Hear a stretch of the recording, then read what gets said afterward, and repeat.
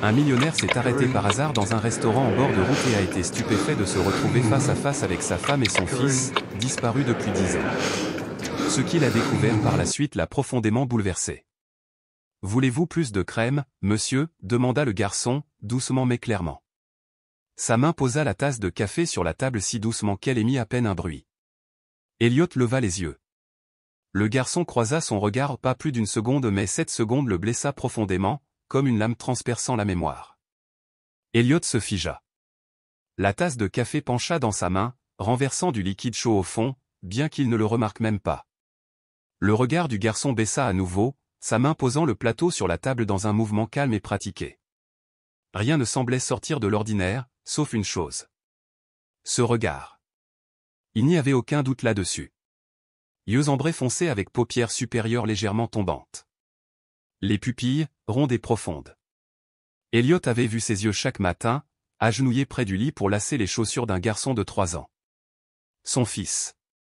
30 minutes plus tôt, Elliot Granta, homme d'affaires de 45 ans et président d'une importante société de médias, n'avait aucune intention de s'arrêter dans un endroit comme celui-ci. Son SUV a soudainement sursauté alors qu'il traversait une petite crête dans la campagne du Montana. Rien de sérieux. Mais il s'arrêta quand même, prudent comme toujours. Une faible lumière éclairait une vieille enseigne en bois, Silver Spoon Family Restaurant. Ouvert toute la nuit. Sa main hésita un instant sur la poignée de la porte. Puis il la poussait pour l'ouvrir. L'air à l'intérieur était chaud, mais immobile. Il y avait une odeur de ragoût et de tarte aux pommes. Une douce mélodie country était diffusée par une petite radio derrière le comptoir. Seuls 2 autres clients étaient assis tranquillement au fond, un couple de personnes âgées, mangeant sans parler ni même se regarder. La lueur jaune des plafonniers jetait un silence sur tout. Elliot s'assit à une table près de la fenêtre, ôta ses gants et commanda un café noir et du pain de viande. Il n'avait pas faim, mais il avait besoin de quelque chose pour maintenir son corps en forme. Et puis le garçon est apparu. Environ 16 ans, mince, cheveux bruns en bataille, portant un tablier bleu foncé. Il a apporté le café sans regarder le client dans les yeux. Mais au moment où sa main posa la tasse sur la table, leurs regards se croisèrent. À ce moment-là, ce n'était pas un soupçon. C'était l'instinct. Elliot le savait. Il ne comprenait pas comment ni pourquoi c'était possible, mais quelque chose au plus profond de lui insistait sur l'impossible. C'était Lucas. Le garçon baissa légèrement la tête, puis se détourna comme si de rien n'était. Ses pas ralentirent d'un demi-temps tandis qu'il marchait, même si lui aussi avait ressenti quelque chose. Mais il n'a pas regardé en arrière. Un léger bruit provenait de la cuisine. Elliot se retourna. Une femme est sortie de derrière le rideau en plastique. Cheveux tirés en arrière. Les épaules affaissées par la fatigue. Elle tenait un torchon dans ses mains fines, chaque mouvement étant délibéré, lent. Il regarda de plus près. Sa poitrine se serra. Ses yeux ne quittaient pas son visage. Plus vieux maintenant. Plus mince. Porté. Mais c'était un visage qu'il ne pouvait pas oublier. Elle leva les yeux, juste au moment où la lumière du plafond éclairait ses cheveux noirs, et leurs regards se croisèrent. Le temps s'est arrêté. Ses yeux s'écarquillèrent. Ses doigts serraient la serviette. Sa bouche s'ouvrit, comme pour prononcer son nom. Puis refermée. Elle se retourna et disparut derrière le rideau de la cuisine. Elliot se leva d'un bond. Sa chaise tomba sur le sol derrière lui.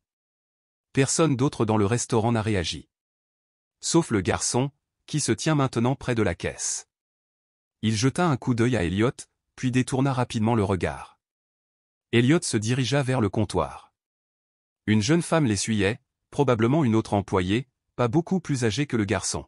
« Où est la femme qui était là tout à l'heure » demanda-t-il d'une voix basse mais claire. Elle leva les yeux en fronçant les sourcils. « Tu parles de celle de la cuisine ?» Elle était fatiguée. Elle est allée se coucher. Quel est son nom? Je ne sais pas, Lena peut-être? Ou Lina. Elle ne parle pas beaucoup. Elliot resta là quelques secondes en silence. Puis il a posé de l'argent sur le comptoir et est sorti. L'air froid lui gifla le visage alors qu'il poussait la porte. Il se tenait dehors, sans se diriger vers sa voiture pour l'instant. Il regarda le restaurant, sa lumière jaune brillant faiblement à travers le verre dépoli. 10 ans. Un divorce qu'il avait cru autrefois réel. Une disparition qu'il s'était forcé à accepter. Mais maintenant, les vieux morceaux brisés commençaient à se reconstituer. Si c'était Lena. Si c'était Lucas. Qui avait menti? Et pourquoi? Le vent emportait l'odeur de tarte aux pommes depuis la bouche d'aération de la cuisine. Mais il ne le sentait plus. Elliot se dirigea vers sa voiture, la main agrippée à la poignée de la porte, le cœur en émoi. Comme si c'était il, pas le véhicule, qui venait de dérailler. Elliot est revenu au restaurant à 7 heures du matin. Le ciel était encore gris comme la nuit précédente, mais une légère neige était tombée, recouvrant le toit en bois d'une fine couche. À l'intérieur, l'endroit était calme, presque vide. La musique country jouait toujours. Mais aujourd'hui, on aurait dit que ça venait de loin. Le garçon n'était plus là. Ce n'était pas non plus la femme aux yeux qui l'avait tenu éveillé toute la nuit. Il n'y avait qu'un nouveau membre du personnel, un homme d'âge mûr, qui essuyait le comptoir. Probablement le propriétaire. Elliot commanda un café et s'assit au même siège qu'avant. Il n'a posé aucune question quand la boisson lui a été apportée. Il n'a prononcé qu'une seule phrase. Où était la famille qui travaillait en cuisine hier? L'homme haussa les épaules.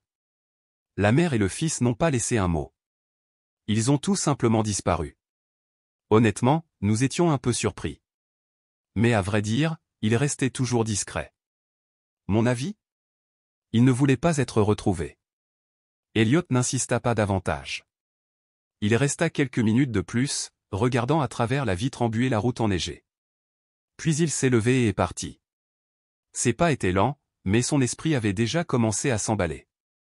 De retour à l'hôtel, il ferma la porte de sa chambre, ôta son manteau et alluma la petite cheminée. Sa main ouvrit l'ordinateur portable et ouvrit la boîte de réception des emails professionnels. Mais ses yeux se posèrent sur le vieux sac en cuir posé sur la chaise voisine. À l'intérieur de ce sac se trouvaient des choses qu'il n'avait pas touchées depuis très longtemps. Il l'a dézippé. J'ai sorti un dossier usé, les bords légèrement effilochés. Lena Grant au dossier de divorce. Il le feuilleta, page par page, comme un homme cherchant une odeur, un souvenir dans la poussière. Page 4. La demande de divorce, date, motif, contenu, puis la signature. Signé, Elliot Grant. Il le regarda fixement. L'écriture était familière. Mais ce n'était pas le sien. Le « G » manquait de la détermination habituelle. L'orientation qu'il avait toujours conservée dans sa signature n'était tout simplement pas là. C'était une bonne imitation. Convaincant, même. Mais cela n'a pas pu tromper le véritable propriétaire. Il a sorti son téléphone et a composé un numéro. Avery Choi, son avocat personnel, qui a travaillé avec lui pendant plus de 10 ans. Avery, as-tu toujours la copie numérique de mon dossier de divorce? Bien sûr. C'est dans nos archives internes. Que se passe-t-il? Envoyez-le-moi. Joignez la version originale numérisée avec la signature. Avery hésita. Je me souviens très bien de ce dossier, Elliot. Nous l'avons fait vérifier et authentifier. Tout était en règle. Vous l'avez signé le 8 juin, n'est-ce pas? Non, dit Elliot. Je n'ai jamais posé mon stylo sur ce papier ce jour-là. Envoie-moi la copie. Maintenant. Il a raccroché. En attendant, il a ouvert son ordinateur portable et s'est connecté à un ancien compte de messagerie, qu'il n'avait pas utilisé depuis plus de 10 ans. C'était la boîte de réception qu'il utilisait pour échanger des messages avec Lena, avant que tout ne s'effondre. Le mot de passe était le même. Intact. Dans le dossier intitulé « Famille », il ne restait que 5 emails. Il a ouvert le premier. C'était une photo de Lucas à l'âge de 2 ans, souriant jusqu'aux oreilles. Dans la cuisine derrière lui se trouvait Lena. Ses cheveux en bataille, de la farine sur sa chemise. Son sourire est faible, mais réel. Il a zoomé. Concentré sur la main gauche de Lucas. Il y avait une petite tache de naissance sur son poignet. Elliot resta assis un moment, la main posée sur l'écran. Juste au-dessus de la cible. Hier soir, le petit garçon au restaurant avait la même tache de naissance. Il n'avait plus de doute. Il en était certain. Ping. L'email d'Avery est arrivé. 6 juin, le PDF du dossier de divorce. Elliot l'ouvrit immédiatement. La dernière page. La ligne de signature. Encore. Ce n'est pas sa signature. Fermé. Mais pas le sien. Il a attrapé son portefeuille. Il a sorti son permis de conduire. J'ai comparé les signatures. La différence était claire. Il ne pouvait plus rester assis. Il a enfilé sa veste et a attrapé ses clés de voiture. Le bâtiment des archives d'état civil du comté de Livingston se trouvait au bout d'un chemin de gravier rouge, à 16 km de la ville. L'ancien bâtiment avait des portes en verre dépoli et dégageait l'atmosphère chaleureuse et défraîchie d'une ancienne salle d'attente de gare. Des portraits d'anciens greffiers du comté ornaient les murs derrière un comptoir en bois. Un homme aux cheveux argentés, vêtu d'une chemise et d'un gilet en laine, était assis à un bureau. Une plaque en plastique indiquait « Mark Reyes ». J'ai besoin de voir l'acte de divorce d'Elliot et Lena Grant. L'archive officielle. Est-ce possible? Mark leva les yeux, une pointe de méfiance dans le regard. Pourquoi? Je suis partie prenante du dossier. Mark hocha légèrement la tête. Il ouvrit un tiroir en bois et commença à fouiller. Quelques minutes plus tard, il déposa un mince dossier sur le bureau. Elliot ne se précipita pas. Il l'ouvrit, tourna les pages avec précaution, atteignit la section des signatures, puis déposa son propre exemplaire à côté de celui archivé. Première divergence, les signatures ne correspondaient pas. Deuxièmement, le numéro de série du notaire a été surimprimé, pas à l'encre d'origine. Troisièmement, le timbre circulaire rouge ne comportait pas de numéro d'identification d'enregistrement, ce qui est pourtant légalement requis. Elliot regarda Mark. Avez-vous toujours la déclaration de dépôt originale? Mark fronça les sourcils, ouvrit lentement un autre tiroir et en sortit une feuille de papier jauni. En haut, le nom du premier déposant, Graham Grant. Son frère. Pas Elliot. Pas Lena. Quelqu'un qui n'a aucun droit légal de signer en leur nom. Elliot ferma le dossier et se leva. J'aurai besoin d'une copie complète. Quel que soit le prix, je paierai. Mark hésita, puis hocha la tête. Je n'ai jamais vu un disque pareil. Franchement, ça a l'air bizarre. Elliot n'a pas répondu. Il a pris les papiers et est sorti. Dehors, la neige tombait plus fort. Mais cette fois, Elliot n'a pas ressenti le froid. La confusion en lui avait disparu. Ce qui l'a remplacé, c'est la suspicion, qui s'est transformée en colère. Une sorte de colère calme et constante, celle qui surgit lorsqu'un homme réalise qu'il a été manipulé par les personnes même en qui il avait autrefois confiance. Et il savait que ce n'était que le début. Le sceau rouge sur les papiers a empêché Elliot de dormir toute la nuit. Il était assis seul au petit bureau en bois de sa chambre d'hôtel, feuilletant les copies des documents que Mark Reyes lui avait donnés. Au-delà de la signature erronée et des dates étranges, un détail est ressorti.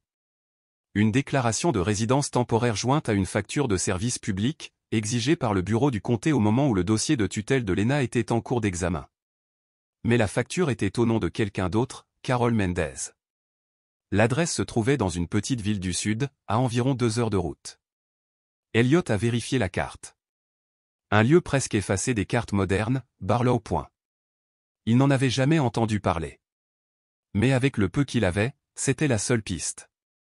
Le lendemain matin, la neige avait diminué. Le ciel était d'un gris terne.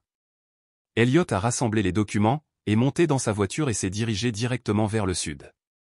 Barlow Point ressemblait à une vieille dalle de pierre, silencieuse, usée par les intempéries et peu accueillante. Petite maison en bois, pelouse sèche en hiver. Pas d'enseigne de magasin. Pas de station-service. Il s'arrêta devant une maison bleue délavée, correspondant à l'adresse indiquée sur la vieille facture. La clôture en bois était tordue, bien que récemment réparée. Les fenêtres étaient hermétiquement fermées, de fins rideaux blancs tirés. Il tenait dans sa main une enveloppe contenant des documents, des copies de la facture, une vieille photo de Lena et sa carte de visite. Il a frappé 3 fois. Silence. Elliot recula légèrement, juste assez pour ne pas paraître trop en avant. Juste à ce moment-là, la porte s'ouvrit. Une femme se tenait à l'intérieur. Cheveux gris soigneusement tirés en arrière, vêtue d'un pull épais, un torchon à la main. Elle l'examina de la tête aux pieds, sans dire un mot. « Je m'appelle Elliot Grant. Désolé de vous déranger. Je cherche une personne nommée Lena. Lena Grant. » Son expression a changé au moment où elle a entendu le nom. Pas exactement de la peur, mais de la tension. La tension se fit sentir sur son visage. Sa main serrait la serviette. Je ne connais personne de ce nom. Vous vous trompez d'adresse. Vous êtes Carol Mendez, n'est-ce pas? Elle n'a pas répondu. Elliot sortit lentement une photo de l'enveloppe ou une photo de Lena et Lucas, découpée dans un tirage plus grand et délavé. Il la lui tendit. Voici mon ex-femme. Et voici mon fils, Lucas. Ils ont disparu de ma vie depuis plus de 10 ans. Mais je crois que tu les connaissais. Je crois qu'ils vivaient à cette adresse. Je ne suis pas ici pour blâmer qui que ce soit. Je veux juste la vérité. Elle a regardé la photo. Ses yeux se sont arrêtés sur l'enfant. Un long moment de silence. Puis elle se retourna et entra, sans dire un mot de plus. Elliot ne savait pas s'il devait suivre ou attendre. Mais quelques secondes plus tard, elle a crié de l'intérieur.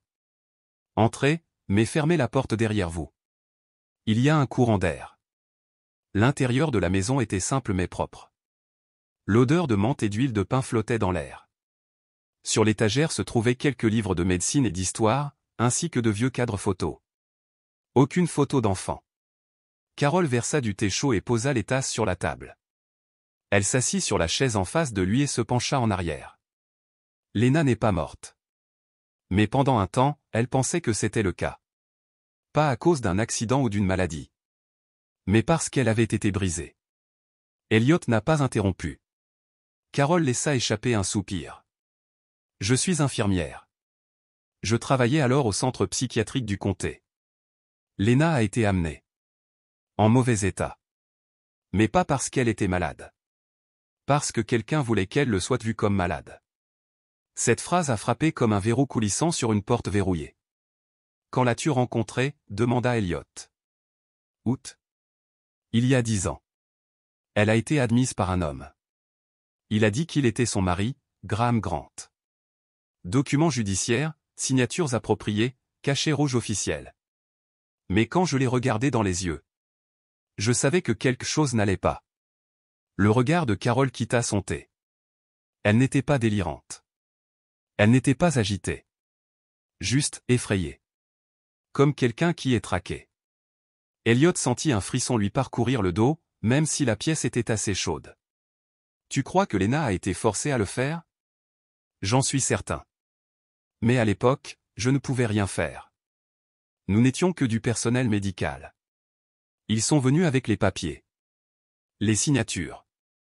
Résultat des tests. Tout semblait légitime. Elle s'arrêta, sa voix plus douce maintenant. Elle m'a dit une chose, une seule fois. Pendant que je changeais le bandage de sa main. S'il la prend, il ne me croira pas. Il était moi. Oui. Lena pensait que tu prenais le parti de ta famille. Parce que quand elle a crié à l'aide. Le premier à la repousser fut votre cousin Graham. Elliot s'est penché en arrière sur sa chaise. Chaque mot qu'elle prononçait était une coupure dans un vieux souvenir. Après ça, que s'est-il passé? Carol resta silencieuse un instant. Puis elle dit. Je l'ai aidé à s'échapper. Je sais que c'était contre les règles. Mais si je n'avais pas, elle aurait disparu pour de bon. J'ai utilisé mon nom pour louer un logement temporaire. Elle l'a caché avec le bébé là-bas pendant une semaine. Puis, ils sont partis. Je ne sais pas où ils sont allés. Elliot serra les poings. Il pensait à tous les appels restés sans réponse. Les lettres sont revenues, affranchi destinataire inconnu.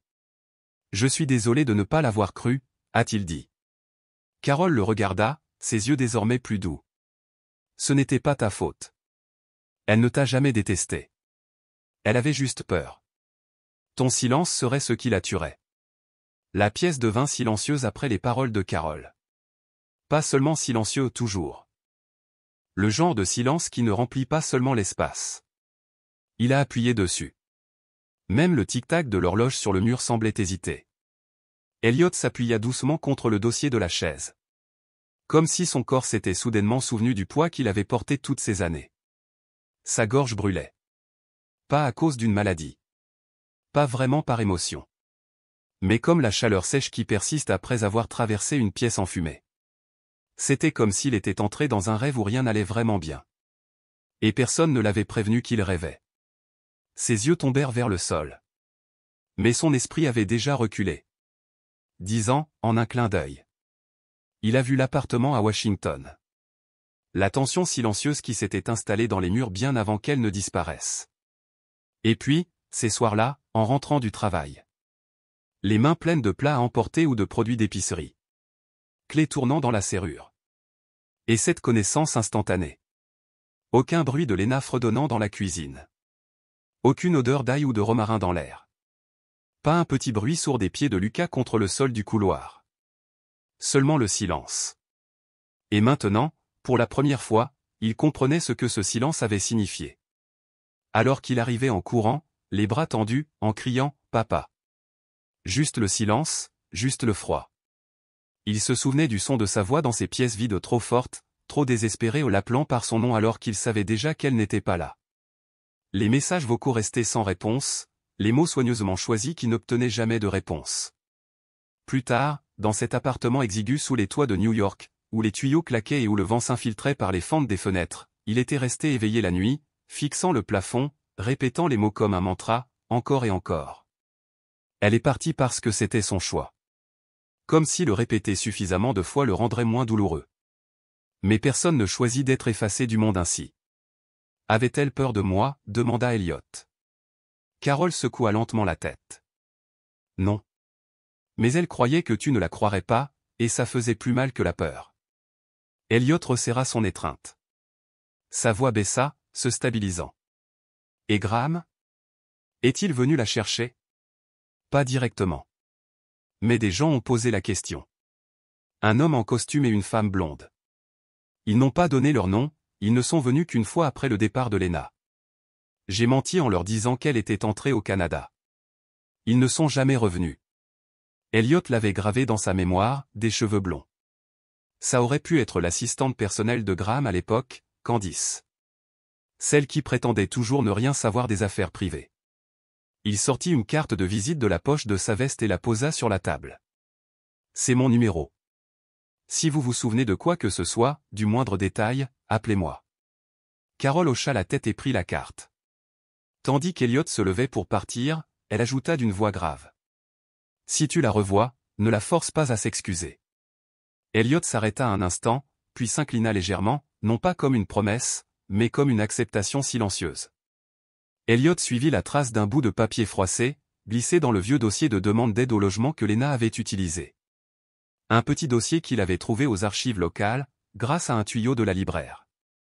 Sur la dernière page, il y avait une note manuscrite, l'encre violette maculée d'eau.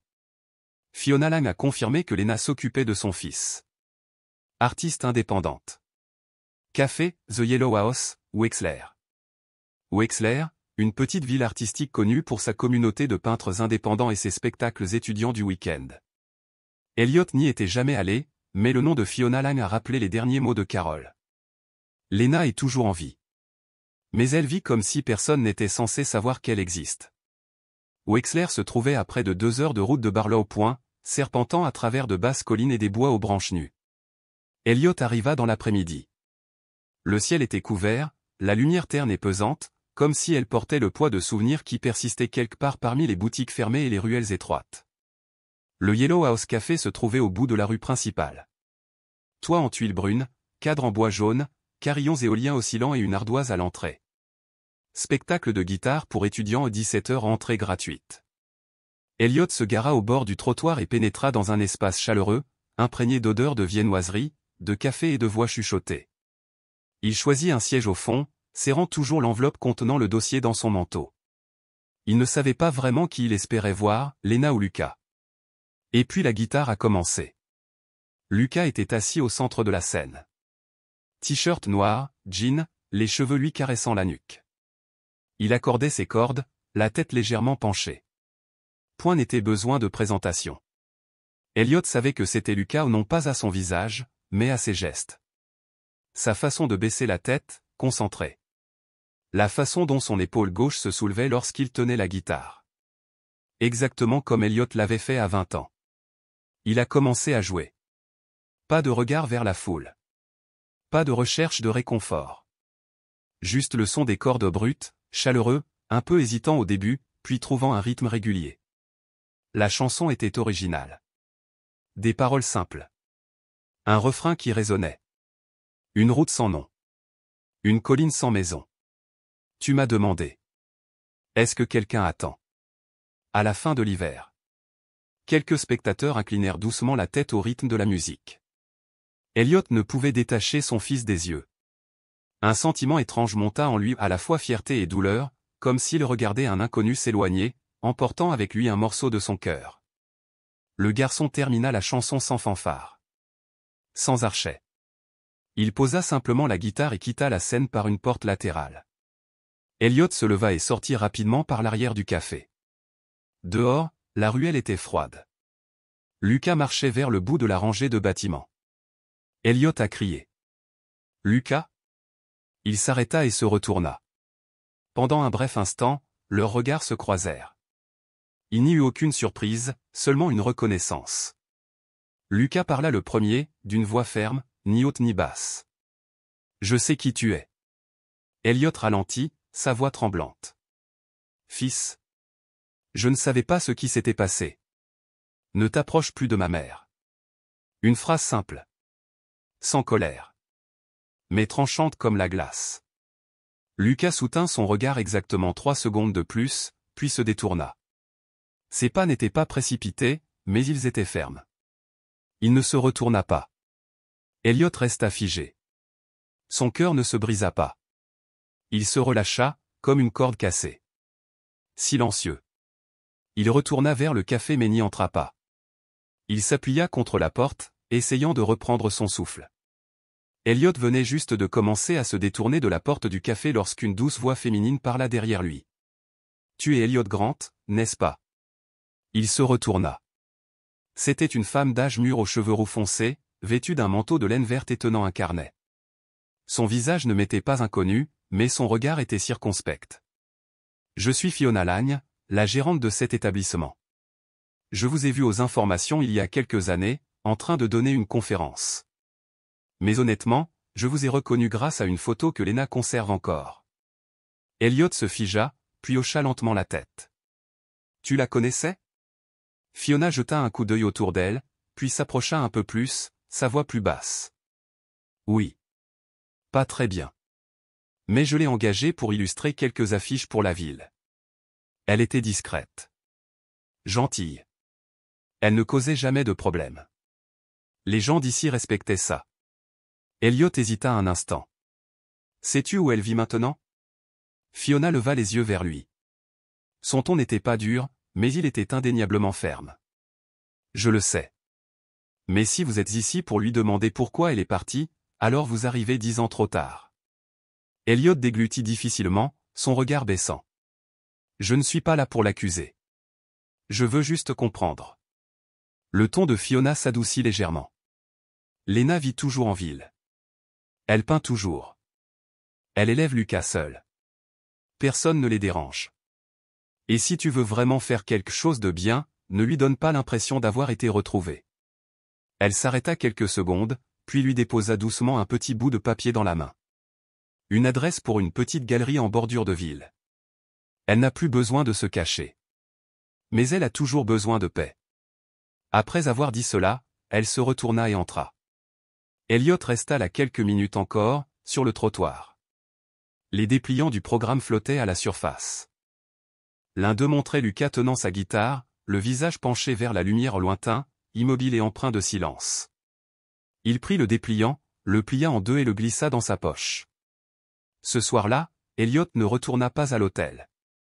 Il resta assis dans sa voiture, garée à l'orée du bois, juste à l'extérieur de la ville, d'où il pouvait apercevoir le toit vert et silencieux de la maison où vivaient Lena et Lucas. Il n'est pas entré. Il n'a pas appelé. Il est resté assis là, les mains agrippées au volant, le front légèrement appuyé contre la vitre. À l'intérieur de la voiture, tout était calme. Comme entre lui et son fils, à cet instant, seul le silence régnait.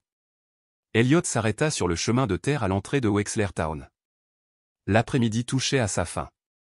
Le vent filait entre les maisons silencieuses au toit bas, bruissant à travers une rangée d'érables nus. La maison devant lui était simple. Gris patiné par le temps. La peinture de briques blanches s'écaillait par endroits. Un auvent en tôle ondulé pendait au-dessus de la porte, où une vieille chaise en bois côtoyait quelques pots de fleurs séchées. Il n'y avait pas de sonnette. Juste un petit panneau en bois pendu de travers près du cadre de la fenêtre, sur lequel était peint un moineau perché sur du fil barbelé. Elliot resta immobile un instant. Sa main se resserra légèrement autour du dossier qu'il avait porté tout ce chemin, copie de dossier falsifié, documents falsifiés, signature falsifiée. Et tout au fond, une vieille photo de Lena et Lucas prise dans la cuisine. La lumière du soleil brouillait sa vue, mais elle était suffisamment claire pour lui faire mal à la poitrine à chaque fois qu'il la voyait. Il prit une grande inspiration et frappa 3 fois. Pas de réponse. Il s'approcha et colla son oreille contre la porte. De l'intérieur, faiblement, il pouvait entendre de la musique classique, teintée de jazz et le doux grincement d'un pinceau sur la toile. Il a frappé à nouveau. Cette fois, des pas s'approchèrent. Lentement. Suivi du léger bruit d'un loquet qu'on soulève. La porte s'est ouverte. Lena se tenait là. La lumière derrière elle se répandait vers l'extérieur, éclairant la moitié de son visage. Ses cheveux étaient attachés à la hâte, quelques mèches effleurant sa joue. Elle portait un vieux pull, la main tachée de peinture bleu pâle. Elle avait des cernes sous les yeux et elle n'était pas maquillée. Mais ce qui a stupéfié Elliot n'était pas à quel point elle avait changé. C'était le silence absolu dans ses yeux. Pas de choc. Pas de peur. Pas de bonheur. Juste de l'épuisement. Je me doutais bien que tu finirais par revenir, dit doucement Lena. Tu le savais. Lucas me l'a dit après le spectacle.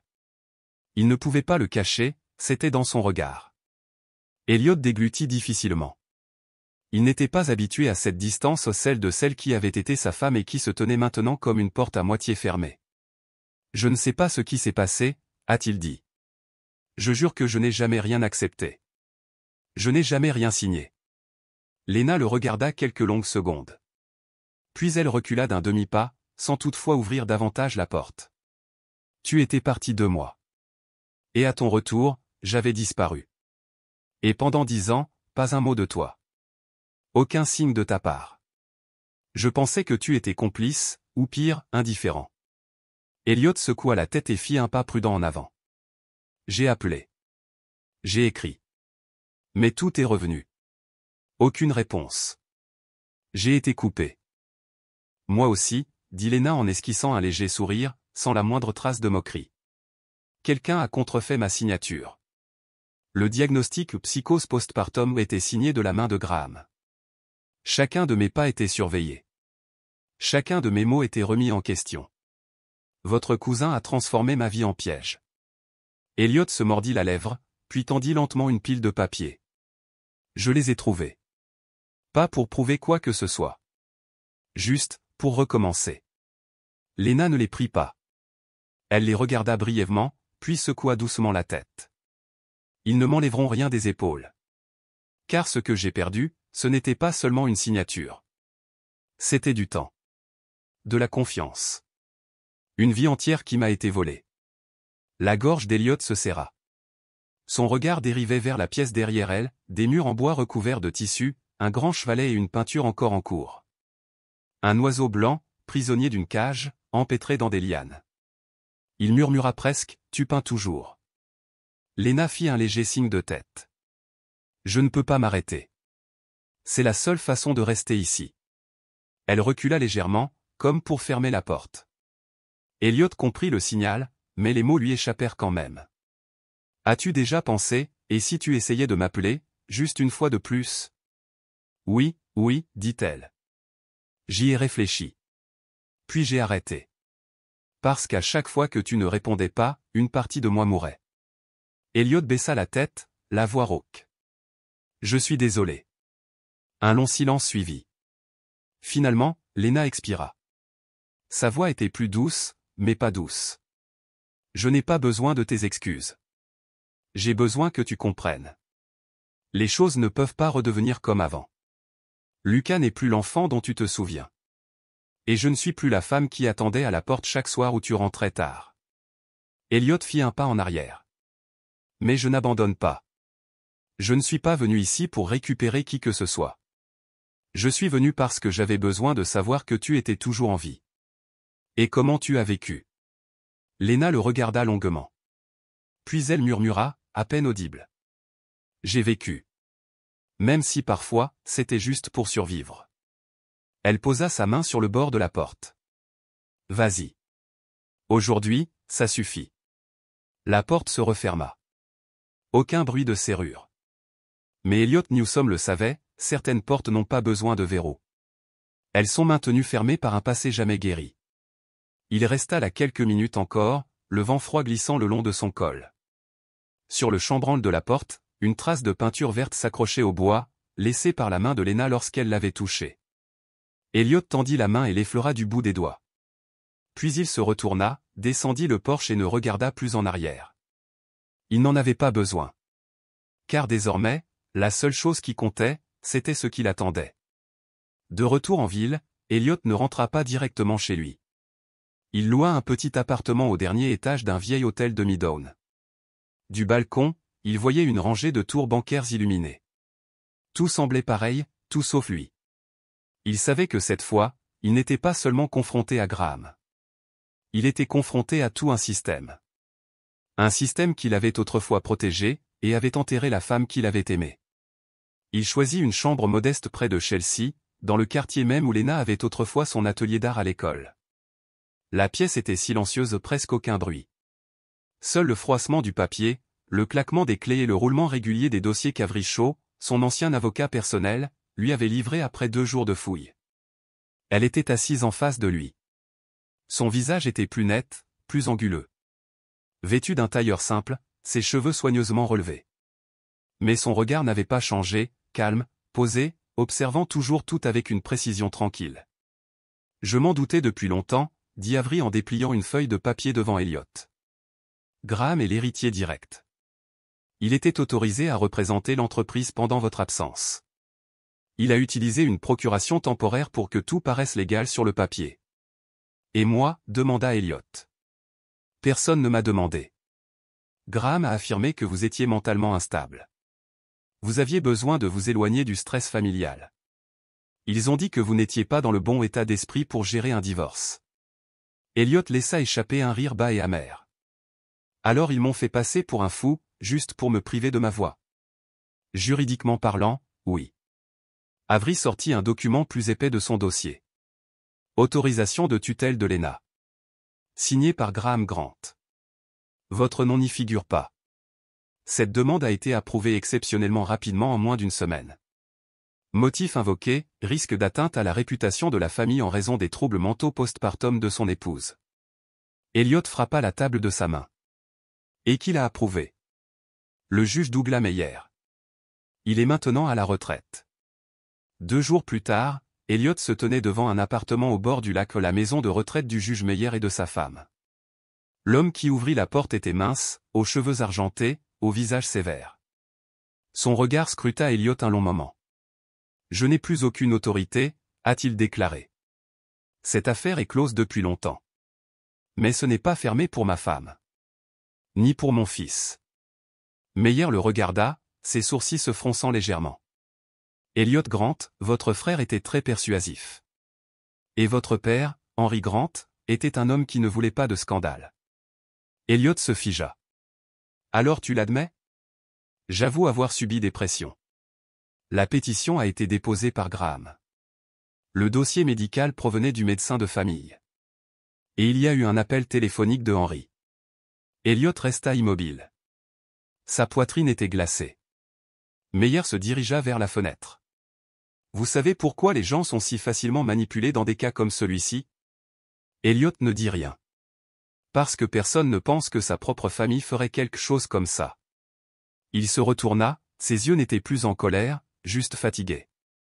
Si Lena était encore en vie, je voudrais m'excuser.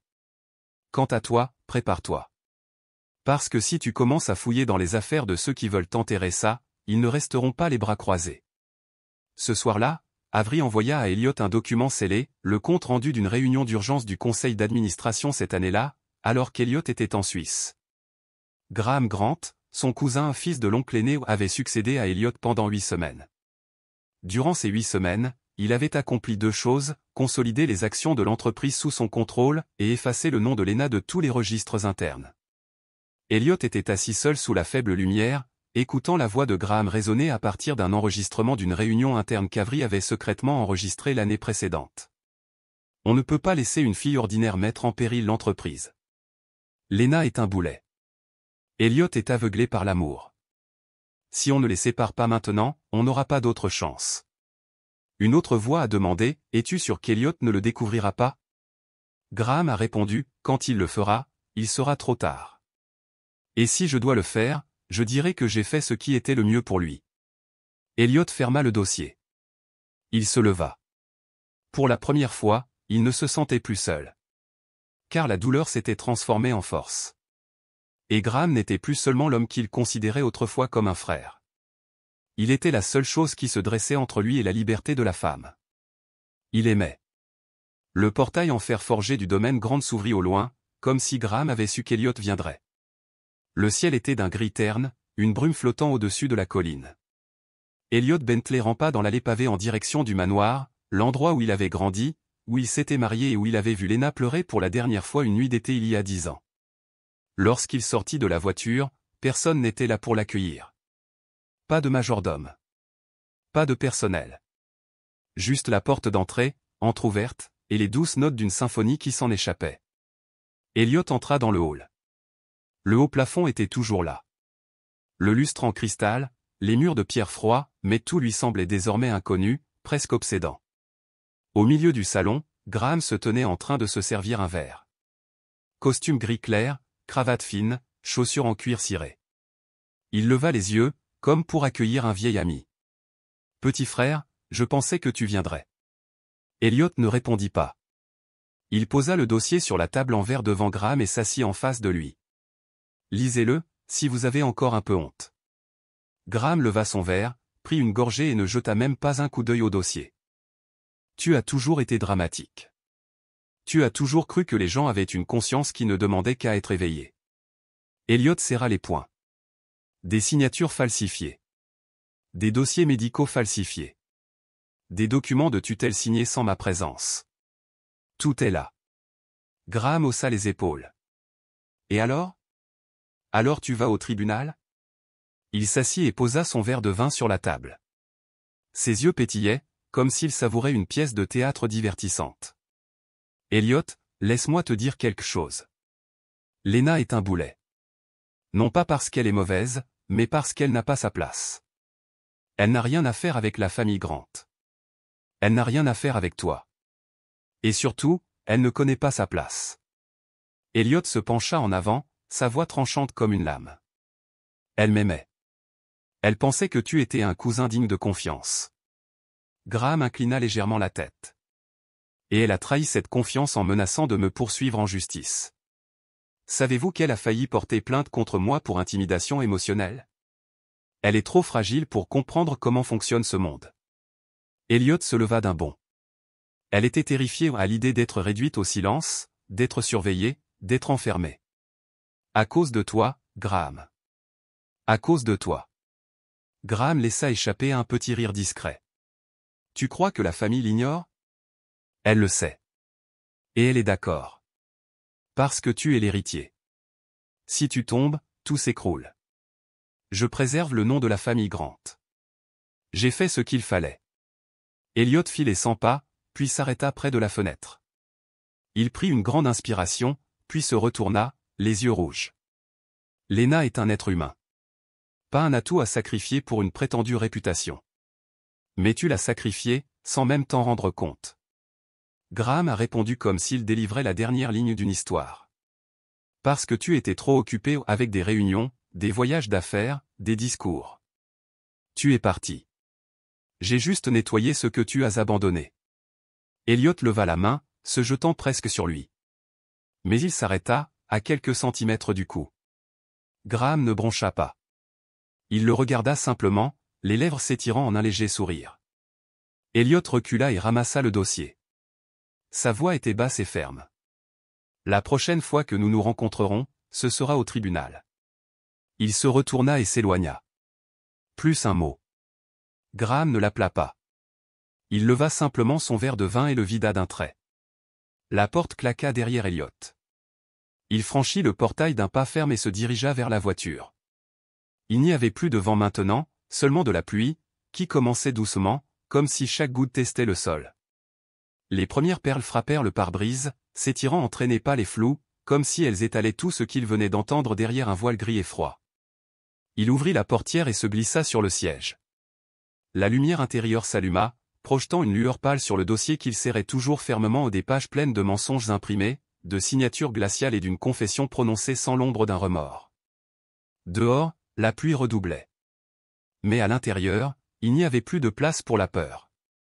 L'ancienne flamme, autrefois amour, autrefois regret, autrefois douleur silencieuse, brûlait désormais différemment. Froide, profonde et constante. Cela ne l'a pas consumé. Il a éclairé le chemin devant nous. Une force née de la seule chose qui lui restait, la vérité. Et il jura, cette fois, qu'il ne laisserait pas cela être enterré par le silence. Même si cela signifiait se dresser contre son propre sang. Lena ouvrit la porte avant qu'Elliot n'ait eu le temps de frapper. Elle se tenait là, une tasse de thé chaud à la main.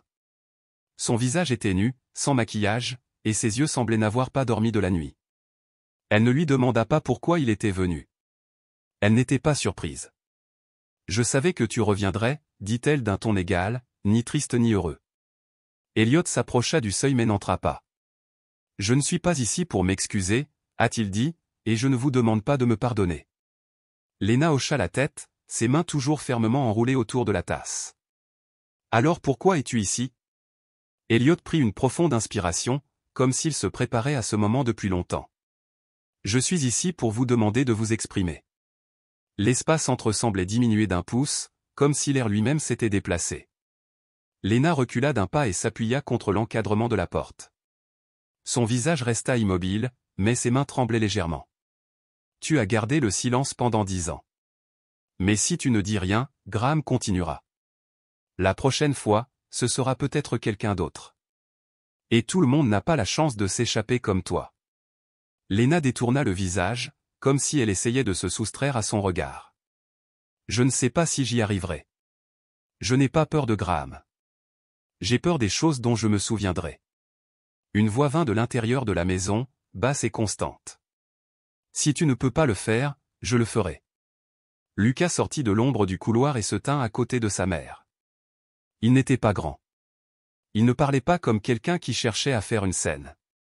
Mais sa voix avait suffisamment de poids pour faire taire la pièce.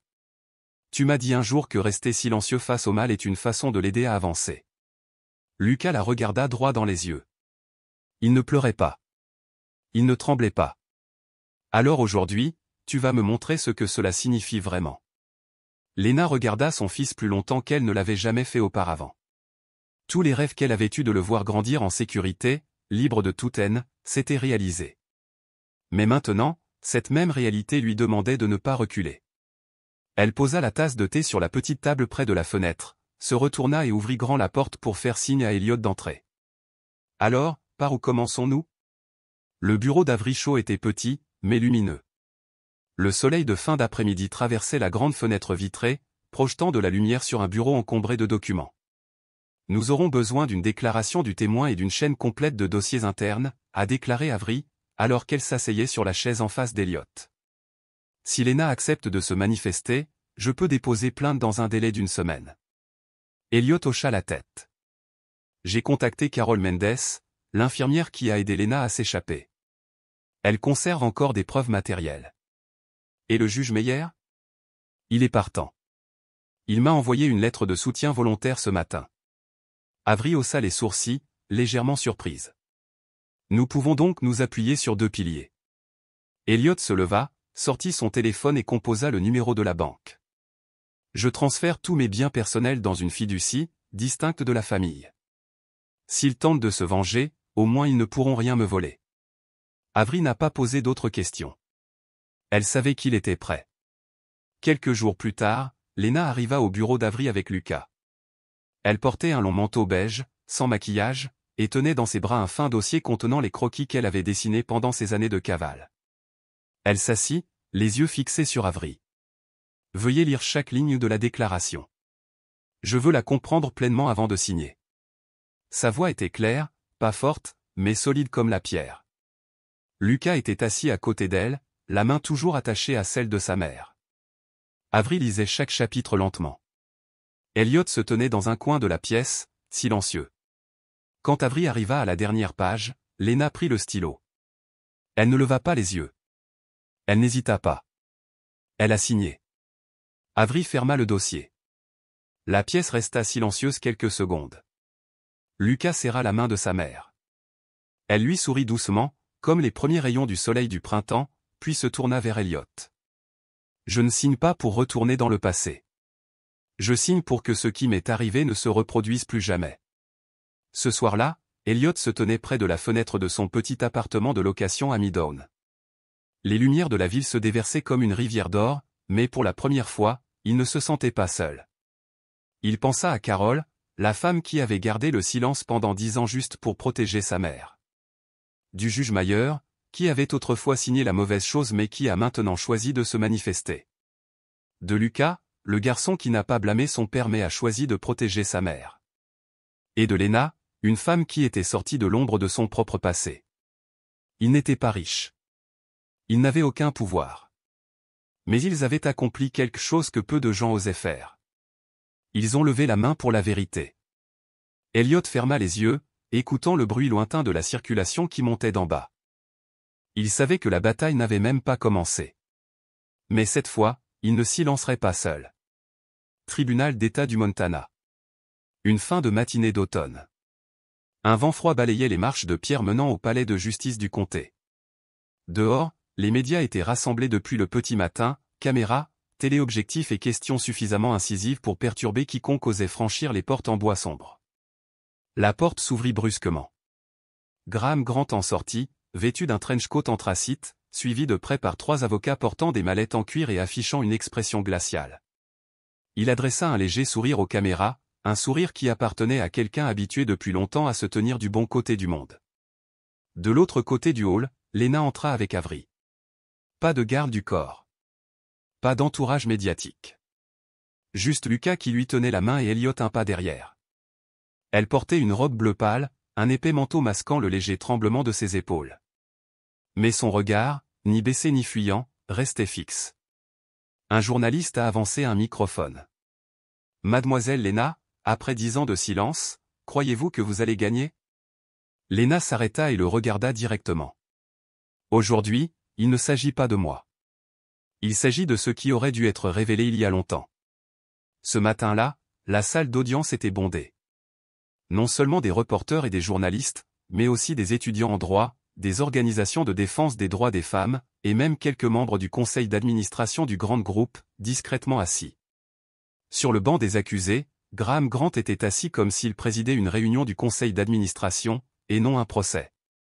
Impeccablement vêtu d'un costume sombre et d'une cravate, une jambe soigneusement croisée sur l'autre, il scrutait la salle d'audience comme s'il étudiait quelle pièce d'échec allait bouger en premier. Derrière lui étaient assis ses 3 avocats, tous expérimentés, élégamment vêtus, le regard aiguisé. Ils chuchotaient entre eux, se passant d'épais dossiers, leurs écrans d'ordinateur illuminant faiblement la salle d'audience. À l'opposé, Lena était assise à la table des plaignants. Son visage était calme, même si sa main serrait fermement celle de son fils. Lucas était assis près d'elle, la tête baissée, mais chaque fois qu'il sentait sa main trembler légèrement, il la serrait un peu plus fort. Elliot était assis derrière eux, silencieux, mais ses yeux ne quittaient pas la barre des témoins. Avery fut la première à se lever. Sa voix était ferme, égale sans élever la voix mais chaque mot résonnait comme un clou planté dans le vide. Mesdames et messieurs du jury, nous allons aujourd'hui prouver que l'honneur d'une famille puissante a servi d'écran de fumée pour dissimuler des actes de coercition légale, de manipulation d'identité et la séquestration illégale d'une femme simplement parce qu'elle ne correspondait pas à leurs attentes. Elle a présenté une pile de documents, une copie du contrat de tutelle de Lena sans la signature valide d'Elliot, un dossier médical signé à la hâte par un médecin sans formation en psychologie et, plus particulièrement, une demande de divorce déposée sans la présence vérifiée du plaignant. Lorsqu'Avery a terminé sa déclaration d'ouverture, l'avocat principal de Graham, M. Roland Dempsey, s'est levé de son siège. Votre honneur, nous contestons d'emblée cette rhétorique émotionnelle. mon client est un homme d'affaires soucieux de protéger la réputation de son entreprise, et chaque procédure en question a été exécutée légalement en vertu d'une procuration valide accordée par son frère, Elliot Grant. Avery a répliqué rapidement. Oui, il y avait une procuration, mais elle n'incluait pas le pouvoir de placer l'épouse de mon client sous tutelle psychologique sans la présence du mari et sans diagnostic médical indépendant. La deuxième avocate, Helen Cross, s'est levée et a commencé à jouer des extraits choisis de rapports médicaux antérieurs, reconstituant ainsi un portrait de la prétendue instabilité mentale de Lena.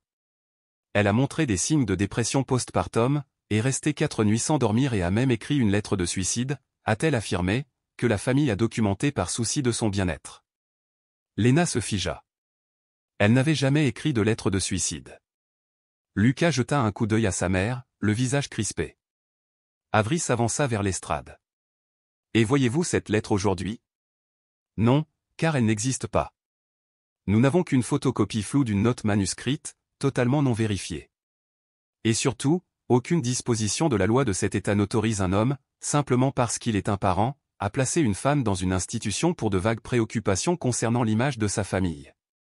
Le troisième avocat, M. Nathan Cole, a porté le coup final.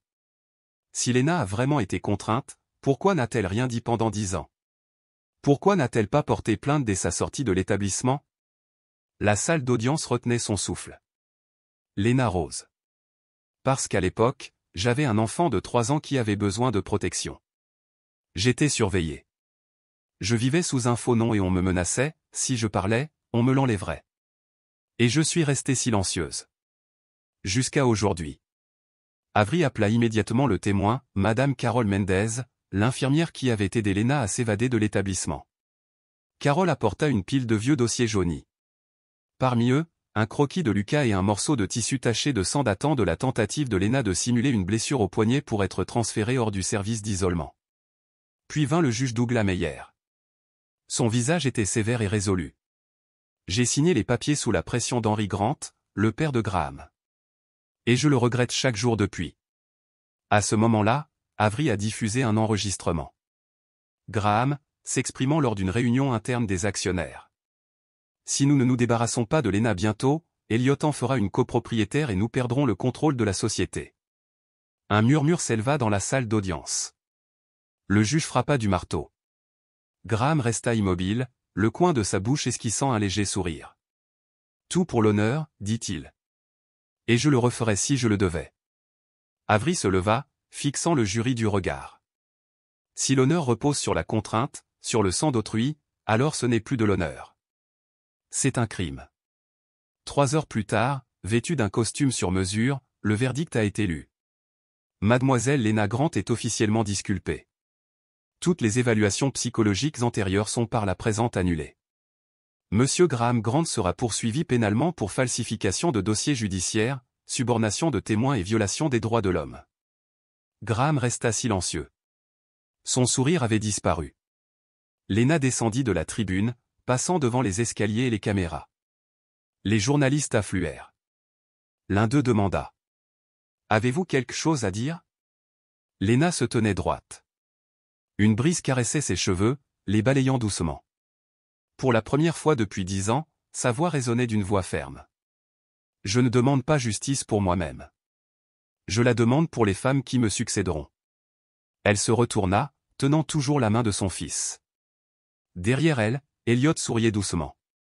Un nouveau chapitre avait commencé, non pas pour les puissants, mais pour ceux qui avaient été autrefois contraints au silence. La lumière de la fin de l'automne filtrait à travers la grande baille vitrée d'un petit café, niché dans un coin tranquille du nord d'Helena. Une lumière dorée et tachetée dansait sur le parquet sombre, se glissant entre les feuilles d'érable sèches collées au cadre de la fenêtre. Un doux adieu à la saison qui passe. Elliot était assis à la table près de la fenêtre, son manteau soigneusement drapé sur la chaise, les mains tenant une tasse de café qu'il n'avait pas touchée. En face de lui étaient assis Lena et Lucas. Personne n'était pressé. Personne ne se pressait pour parler. Lena remuait lentement son thé, les yeux rivés sur la douce volute de vapeur. Lucas souriait en leur expliquant qu'il venait d'obtenir une bourse d'une académie des beaux-arts. La pièce qu'il avait interprétée lors du vernissage, Rachat, était devenue virale, atteignant des publics au-delà des frontières des États. Elliot écoutait sans interrompre. Il souriait simplement.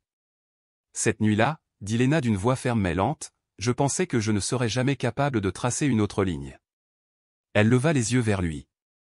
Mais ensuite Lucas a posé sa guitare sur mes genoux et a dit, continue de dessiner si maman respire encore. Elliot émit un léger rire. Un rappel parfait. Elle hocha la tête.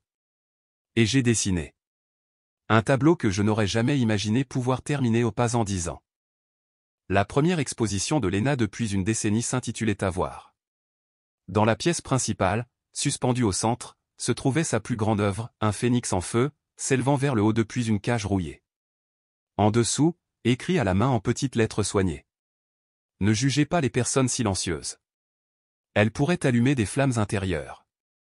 Lucas a joué la chanson qu'il avait écrite pour sa mère lors du vernissage. Sans longue introduction, il s'est simplement assis, a branché sa guitare et a commencé à jouer les premiers accords. Rachat.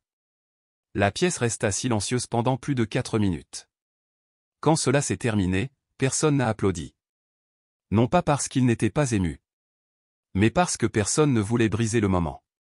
Ce jour-là, Léna se tenait silencieusement à côté du tableau. Elle portait une robe en coton simple, sans bijoux. Elliot est arrivé plus tard et a gardé ses distances. Il n'a pas cherché à s'immiscer. Maintenant, au café, elle le regardait, non plus avec les yeux méfiants qu'elle avait au début.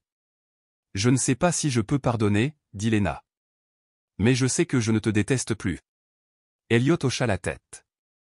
Sa voix était douce, sans attente. Je ne te demande pas de revenir. Je ne te demande pas de réécrire quoi que ce soit dans ta mémoire.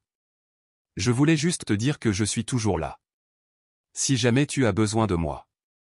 Léna le regarda un long moment. Puis, doucement, elle sourit. Je sais. Merci, d'être en retard, mais à l'heure quand même.